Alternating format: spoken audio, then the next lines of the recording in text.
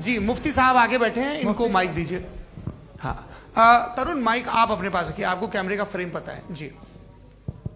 सबसे पहले दोनों को मुबारकबाद। एक सर अपना आप नाम बता दें। आप अमेरिका में शिकागो में रहते हैं, इतना मुझे याद है। बताया आपको, यासिर नदीम अलवाजदी मेरा नाम है।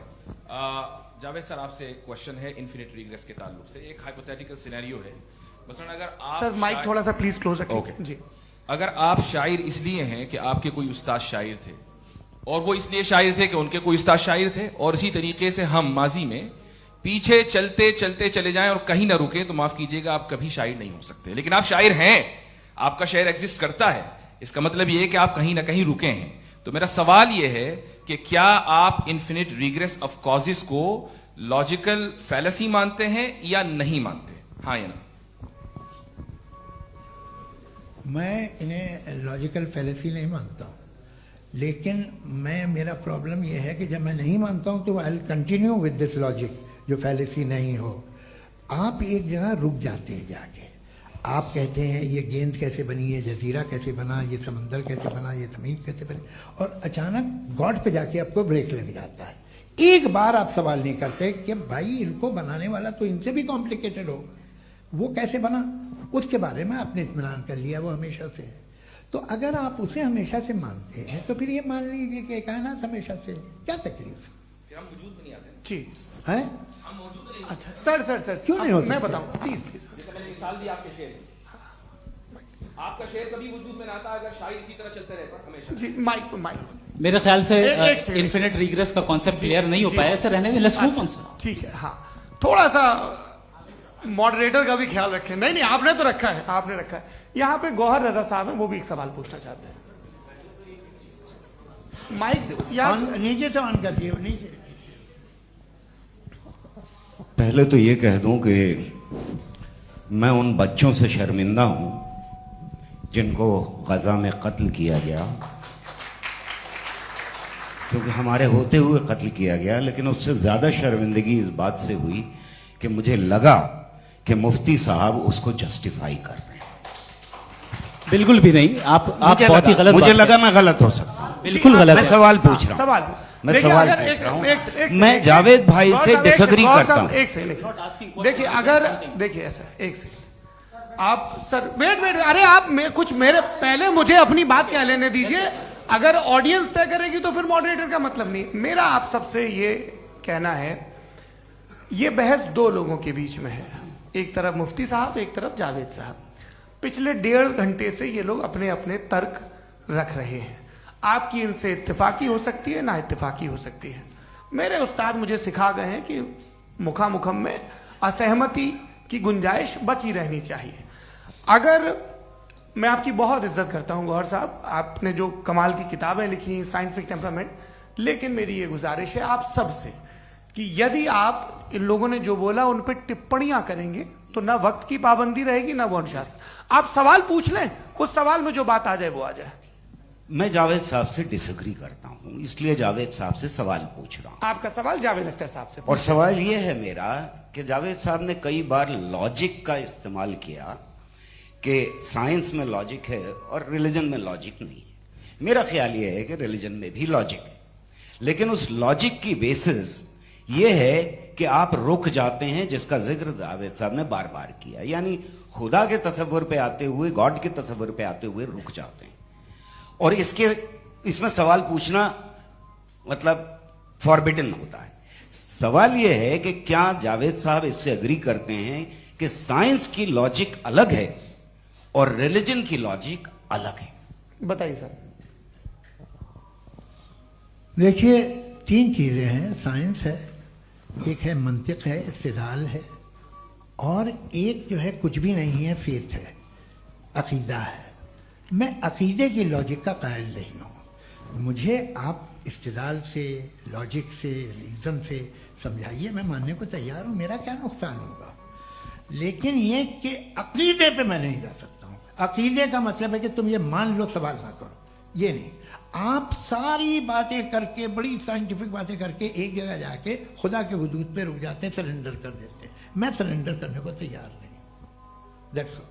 जी ये आगे सर बैठे हुए हैं, इनको माइक दीजिए। भाई वो आप पूछना चाह रहे थे ना भाई? हाँ नहीं थैंक यू। जी आपका नाम? आसिम इफ्तिखार।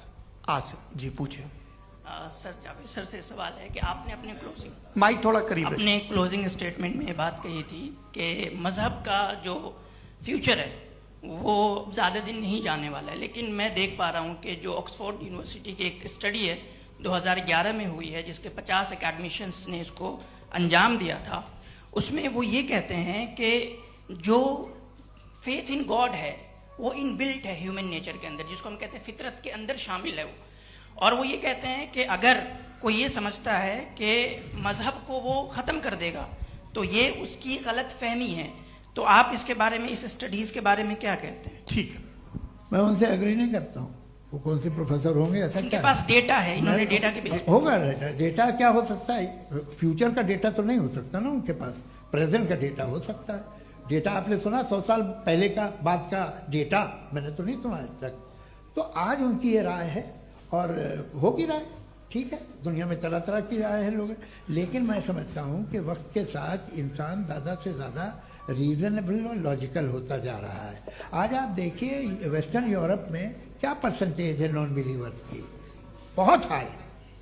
वहाँ चर्च खाली पड़े होते हैं। तो अल्टीमेटली तो इंसान कोई ऐसी बात बहुत अरसे तक नहीं मान सकेगा, चाहे गलत या सही, जो उससे उसके दिमाग को, उसके जहन को, उसकी लॉजिक को अपील लगे। वो कह रहे हैं तो ऑक्सफोर्ड के होंगे तो कैम्ब्रिज के होंगे, मुझे क्या लेना देना।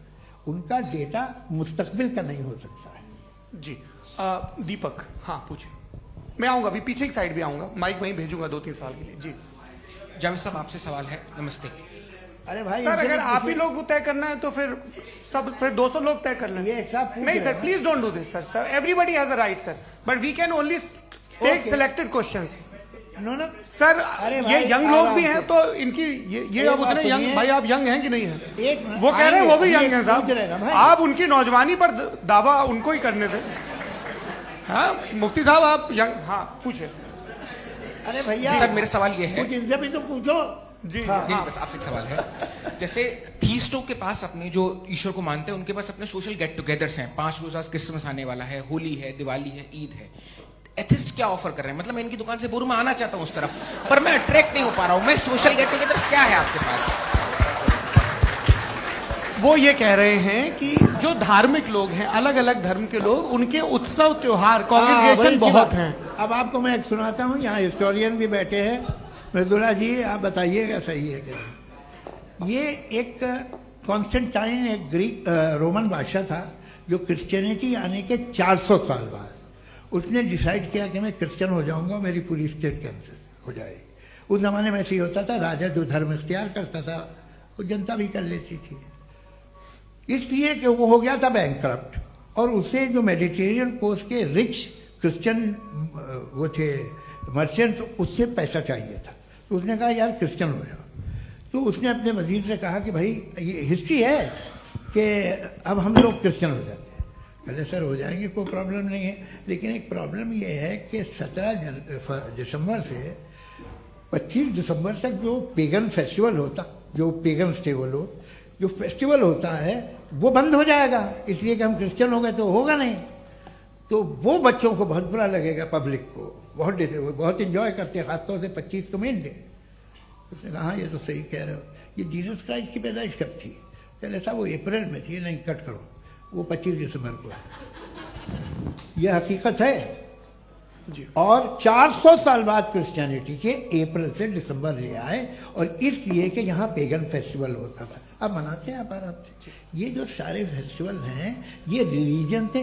हर एक को एक इंटरटेनमेंट डिपार्टमेंट चाहिए होता है अपनी कंपनी चलाने के लिए।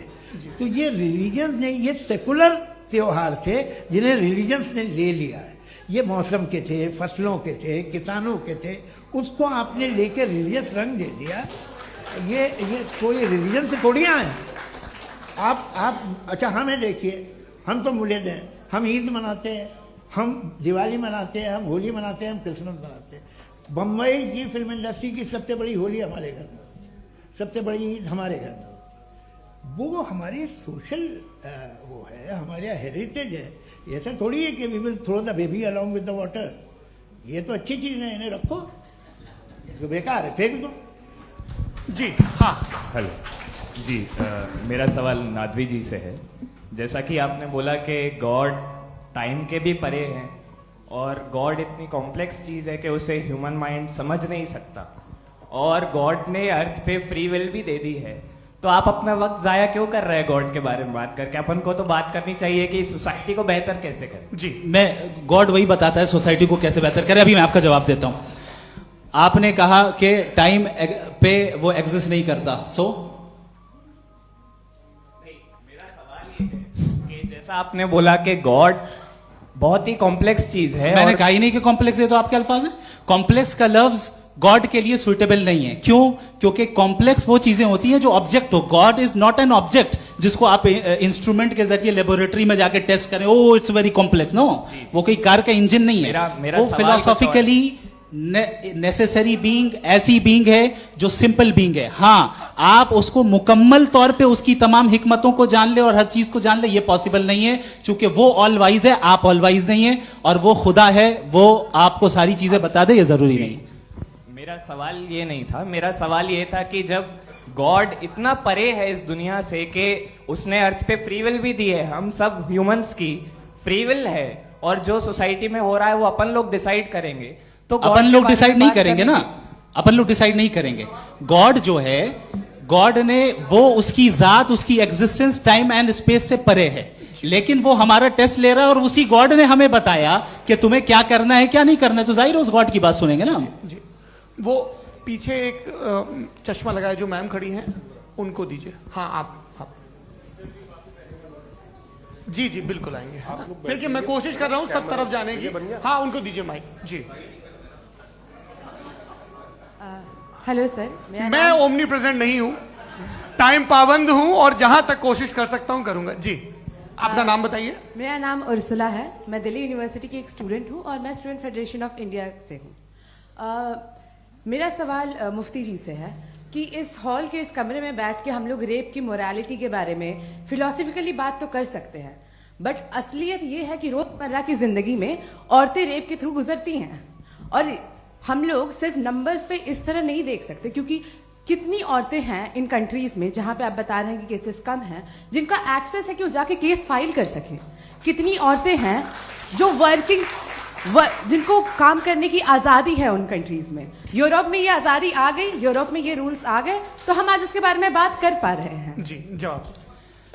आपने ये कहा कि कमरे में बंद होकर हम लोग इस पर फिलोसफिकली बात कर सकते हैं, लेकिन हकीकत में क्या हो रहा है, वो ग्राउंड लेवल पे क्या हो रहा है, जो बहुत गलत हो रहा है, और वो सफर कर रही हैं। आई अग्री, बहुत गलत हो रहा है, और जो गलत हो रहा है उसको हमें रोकना है। और क्यों रोकना है, वो गलत क्यों है, हमारे पास इसका ऑब्जेक्टिव फाउंडेशन है, इनके पास उसका ऑब्जेक्टिव फाउंडेशन नहीं है। मैं ये कहना चाह रहा हूं कि जहां पे भी जुल्म हो रहा है, जहां पे भी औरत पे जुल्म हो रहा है, या उसकी इज्जत लूटी जा रही है, या उसे तकलीफ पहुंचाई जा रही है, और सिर्फ औरत नहीं, किसी इंसान के ऊपर भी जुल्म हो रहा है, तो उसके खिलाफ खड़ा होना, ये मोरालिटी हमारे पास गॉड के पास से आई है। वरना जावेद साहब तो कह रहे हैं कि जो है मेजोरिटी डिसाइड करेगी, तो मेजोरिटी तो कभी भी बदल सकती है।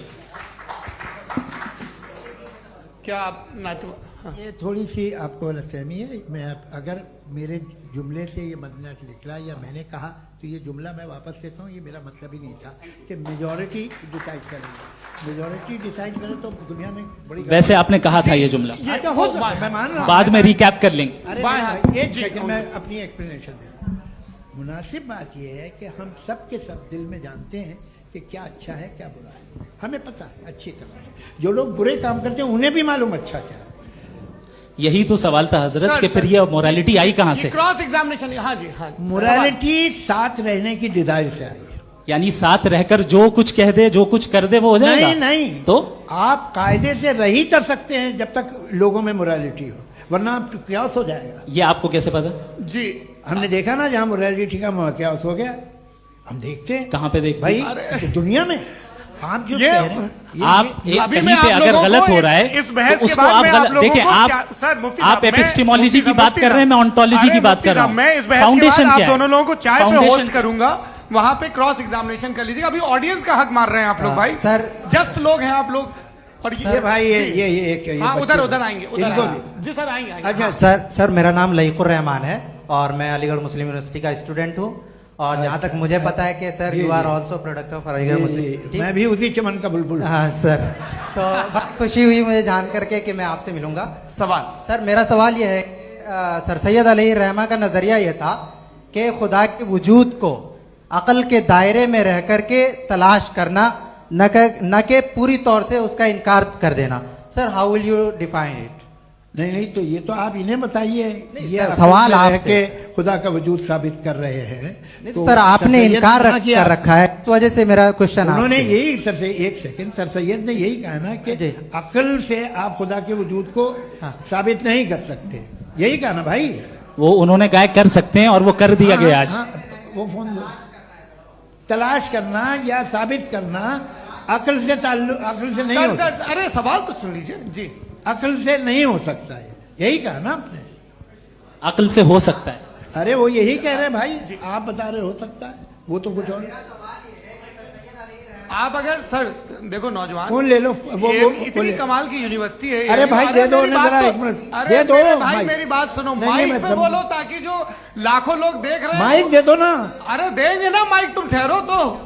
हाँ सर मेरा सवाल ये था कि सर सैयद अलैहिर्रहमा का एक नजरिया था अपना कि खुदा का जो वजूद है उसको अकल के दायरे में रह करके तलाश करना है, न कि पूरे तौर से इनकार कर देना है। ये उनका कॉन्सेप्ट था। लेकिन मेरा सवाल ये है कि आप इसको कैसे डिफाइन करते हैं, एक्सप्लेन कैसे करेंगे, मैं आपसे जानना चाहता हूँ। चूंकि you are the product of Aligarh Muslim university.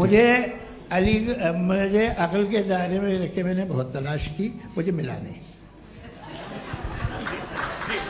हाँ ये इधर उधर वो चश्मा लगाए जो, हाँ उनको दे दीजिए। जी जी फटाफट पूछिए, बस 5 मिनट है, 5 मिनट में खत्म हो रहा है। हाँ अस्सलाम वालेकुम मुफ्ती साहब। एंड मेरा सवाल जावेद अख्तर साहब से। क्या नाम है आपका? अरे भैया सब मुझे पूछ रहे हो।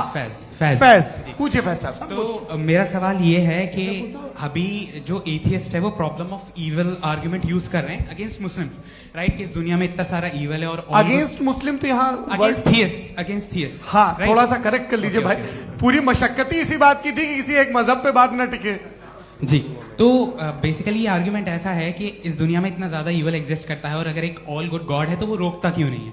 लेकिन इस सवाल में एक हिडन अजम्पशन ये है कि इस दुनिया में इविल एग्जिस्ट करता है। अब एथियस्ट ये कैसे ऑन्टोलॉजिकली प्रूव कर सकते हैं कि इस दुनिया में इविल एग्जिस्ट करता है? मैं आपको बताता हूँ, थोड़ा सा समझा। नहीं सर हम लोग इनको सुनने आए। नहीं please don't do that. I want to explain ontologically. नहीं हम समझ गए सर, इनको अब जवाब देने दीजिए। अच्छा सवाल पूछ लो। मैं अभी तक क्या था वो मैं थोड़ा सा ऐड ऑन कर लेता हूँ। तुम गुरु, तो हम जब इसका राउंड 13 करेंगे ना तब तुमको स्टेज पे बिठाएंगे। जी तो हाँ जल्दी से। तो देखिए एथियज्म के हिसाब से सब कुछ रैंडमली बन गया है, सब कुछ एटम्स और मॉलिक्यूल्स है। एक पत्थर में और मुझ में सिर्फ इतना फर्क है कि हम लोग एटम्स और मॉलिक्यूल्स का अलग अलग रीअरेंजमेंट है। अब एक पत्थर को कोई इंसान तलवार से 2 टुकड़ों में काट दे या मुझे, according to atheism it is same. There is no evil and good according to atheism. जी अच्छा फैज साहब का सवाल ये है कि हाँ कोशिश भी करते तो इससे गलत सवाल नहीं कर पाते। एक लाइफ फॉर्म है और लाइफ फॉर्म में फीलिंग्स हैं, मतलब लाइफ फॉर्म सुनता है, देखता है, टेस्ट कर सकता है, फील कर सकता है। तो उसकी ये जो क्वालिटी इस बबल में आ गई है वो जानवर में भी है, इंसान में भी है। तो जाहिर है कि उसे कोई तकलीफ पहुंचेगी, तो चूंकि उसके पास वो सेंसिटिविटी है तो मैं करेगा। पत्थर में वो सेंसिटिविटी नहीं है। तो ये क्या सवाल हुआ कि अगर पत्थर को काटा तो पत्थर को तकलीफ नहीं होती, तो आपको काटे तो आपको क्यों तकलीफ होगी? बैठ जाइए। जी हाँ अगला सवाल। हाँ पूछे जी जावेद अख्तर साहब। अरे भैया सब आप लोग मुफ्ती साहब को छोड़ रहे हैं तो मेरे ही पीछे पड़े हैं क्या? चलो बोलो भाई। You asked how God can exist when children die in Gaza. Huh? You asked how God can exist when children die in Gaza, and you also mentioned the rise of atheism in Europe. But the same events also are leading many atheists and non-believers to turn towards faith. How do you interpret this contradiction, where suffering pushes some away from God, yet brings others closer to belief? आपको एक बात बताऊं, दुनिया perfect तो कहीं भी नहीं है, हर जगह कुछ खामियां हैं। बेटा एक मिनट आप ही को कहेंगे, देखो वो तो कुछ खामियां, कमजोरियां, खराबियां सब जगह है। लेकिन अगर देखोगे ईमानदारी से कि दुनिया सबसे ज़्यादा महज़ब कहाँ है, एक आम शहरी को कहाँ हुकूक हासिल हैं, वो बोल सकता है, अपनी मर्जी से काम कर सकता है, अपनी मर्जी से राय दे सकता है, हुकूमत के ख़िलाफ़ बोल सकता है, बरसर इक़्तिदार लोगों के बारे में बोल सकता है, सरमायादारों के ख़िलाफ़ बोल सकता है। तो आपको ये स्कैंडिनेवियन कंट्रीज़ में मिलेगा, वेस्टर्न यूरोप में मिलेगा। मैं नहीं कह रहा वो परफेक्ट है, बिल्कुल नहीं, वहाँ बहुत खराबियाँ भी हैं, परफेक्ट तो कोई नहीं। लेकिन जिन जिन मुल्कों में, लैटिन अमेरिका देखो, गल्फ देखो, वहाँ पर आपको ये ज़रूर है कि रेप नहीं होते होंगे। रेप की ज़रूरत क्या है भाई? उसको तो ख़रीद लो, घर में रखो, सड़क पर रेप करने की क्या ज़रूरत है? मगर सुनिए सुनिए सुनिए, मगर हकीकत ये है कि वहाँ शख्सी आज़ादी राय देने की, बोलने की नहीं है। जी, ये एक आखिरी सवाल मुफ्ती साहब से। हाँ मैम, इनको माइक दीजिए। शुक्रिया। मेरा नाम मनीषा है, मैं हरियाणा से आई हूँ। मैं मुफ्ती साहब से एक बात पूछना चाहती हूँ। आप बार बार जावेद साहब को कॉन्ट्राडिक्ट तो कर रहे हैं कि आपने ये कहा, लेकिन आप भी अजम्पशंस के बेसिस पे बात कर रहे हैं। आपने खुदा के होने का कौन सा प्रूफ पेश किया है, खुदा की एग्जिस्टेंस का? अब इस सवाल को अलग रहने दीजिए, कौन एथीस्ट है कौन नहीं है। और दूसरी बात जो आपने एक छोटी सी कही थी कि ये फ्री विल का इस्तेमाल करता है इंसान अपनी, लेकिन इस फ्री विल का इस्तेमाल में मतलब खुदा ने ये दे दी सबको ये इजाजत कि वो कितना घिनौनापन और कितने ज्यादा खराब से खराब तरीके इस्तेमाल कर सकते हैं। जवाब सुनते जी। आप फ्री विल को मानती है ना, या अब कहती है कि फ्री विल नहीं है ना? मानती है ना? तो अब आपके पास इसका कोई एक्सप्लेनेशन नहीं है कि अगर एक इंसान उस फ्री विल का इस्तेमाल करके गलत काम कर रहा है और बच के अच्छी जिंदगी गुजार के निकल जा रहा है, उसका कोई रिकॉम्पेंस नहीं है। हमारे वर्ल्ड व्यू में जो इंसान गलत काम कर रहा है उसको भी रिकॉम्पेंस यानी उसका बुरा बदला मिलना है, और जो सही काम कर रहा है उसको सही बदला मिलना है। लिहाजा जो फ्री विल है वो इस तरीके से है कि एक लिमिटेड टाइम तक खुदा ने मोहलत दी है। ऐसा नहीं कि छूट दे दी, जो करना है करते रहो हमेशा। वक्त आएगा जब एग्जाम का टाइम खत्म होगा तब रिजल्ट आएगा, दौराने एग्जाम जबरदस्ती आपको नहीं बताया जाएगा। अरे भाई एक सेकंड, जी, एक सवाल मुफ्ती साहब से मेरा, मुफ्ती साहब से जी, एक सवाल। हाँ, हाँ, मुफ्ती साहब, मैम एक सेकंड रुक जाइए, आपसे फोन, आप इसके बाद आपसे पूछिएगा, माइक यहीं छीन रहेंगे वो। चुका। हाँ, बोलिए। मैं मुफ्ती मैम, साहब एक एक ही सेकंड। सवाल करता हूँ कि अगर जो हो रहा है फ्री विल से हो रहा है और एक दिन बरोज़ क़यामत इंसाफ होगा मैशर में वगैरह वगैरह, तो दुआ क्यों मांगते हैं लोग? दुआ मांगते हैं इसके मतलब है अभी भी उसने ये डिपार्टमेंट रखा है कि मैं रोजमर्रा की जिंदगी में इंटरफेयर बिल्कुल बिल्कुल ही कैन। तो तुम कैन हो, तुम मुझे नौकरी दिला देते हो, मेरे बेटे को ग्रीन कार्ड दिला देते हो, और 45,000 बच्चे मरते उन्हें रोकते नहीं हो। नहीं तो क्या आप ये कह रहे हैं कि इस दुनिया में जालिमों को कभी पकड़ ही नहीं होती है? अरे जो भी पकड़ होगी वो बच्चे रोते हैं। बिल्कुल, देखिए मैंने अपने ओपनिंग स्टेटमेंट में यही कहा था कि जनाब जावेद साहब सिर्फ इमोशनल आर्गुमेंट देंगे। This is an emotional argument. ये छोटे मोटे इसके पीछे का रीजन मैंने बताया क्या है, देखिए मैं इसके पीछे का रीजन क्या है मैंने बताया। मंच से आप लोगों को सज्जनों इसलिए कह रहा हूं ताकि थोड़ा सा आपके कॉन्शियंस पे जोर रहे कि आपको ऑर्डर बचा के रखना है। वक्त तय हुआ था, ये वक्त पूरा हुआ, आपने इतने धैर्यपूर्वक सुना, मैं आप सबका बहुत बहुत शुक्रगुजार हूं। यदि इन दोनों विद्वानों की इच्छा होगी तो कभी हम इस बातचीत का राउंड 2, राउंड 3, यही तो देखिए खूबी है इंसान की कि बहस मुबाहसे में वो पड़ा रहता है। आप लोगों ने बड़े धैर्य का परिचय दिया, बहुत बहुत शुक्रिया। इसी के साथ ये बातचीत यहाँ पे समाप्त होती है। आप लोग को मैं एक बात बता दूं, ये सारी बहस हो गई, अब मुफ्ती साहब और बड़े मुफ्ती साहब इन साथ के साथ मैं खाना खाने वाला हूँ।